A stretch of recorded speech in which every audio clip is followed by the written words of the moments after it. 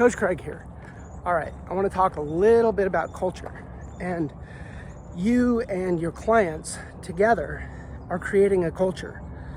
And whether or not you have intentionally defined that culture, you are creating a culture. And culture is a natural side effect. It always exists. It's a natural side effect of any social interaction, any group of, any society, any group of people who are interacting. And so a good culture, a high quality culture, minimizes the friction during interaction.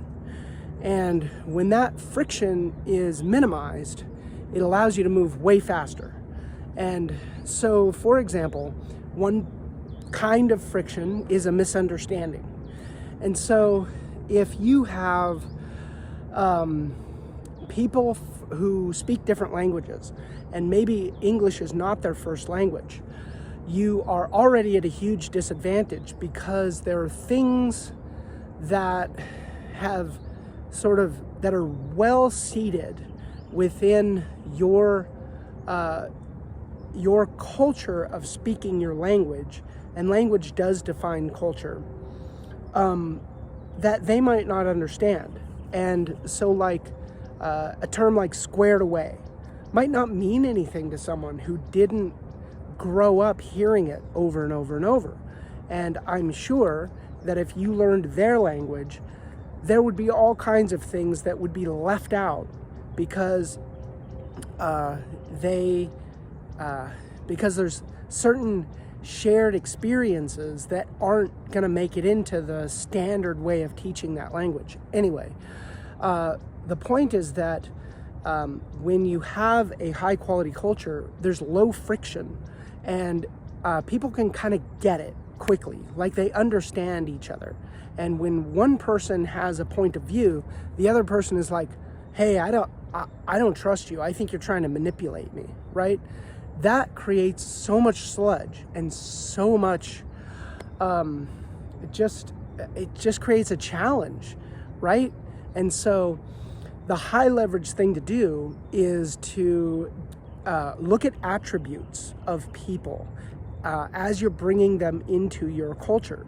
And the attributes are not skills. Attributes are things that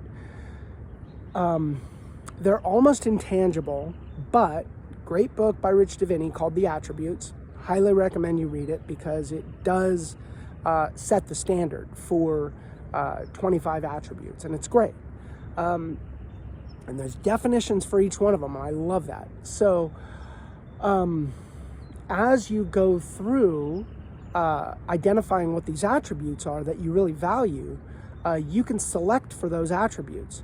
And then as they come on to your culture, you're like, oh, this is so easy. Like, oh my God, I was able to just say what I needed to say, and nobody misunderstood me. No one took it the wrong way. No one was fearful because of, a couple of words in there that I used or whatever, right?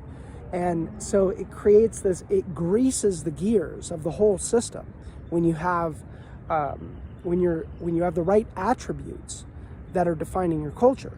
So you and your clients, you have a culture, and it is up to you to make that culture intentional.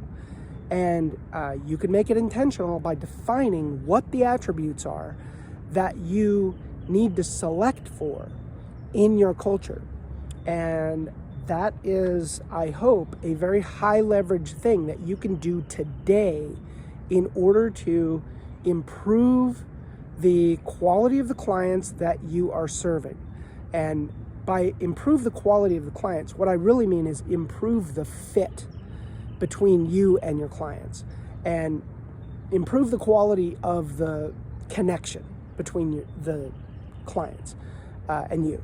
Because ultimately, what you want to do is you want people to easily understand what you are providing, easily understand that they're not going to get worked by you, they're not going to get manipulated in some way. And so the more personal trust that you can create up front, the easier the technical trust will be to deliver.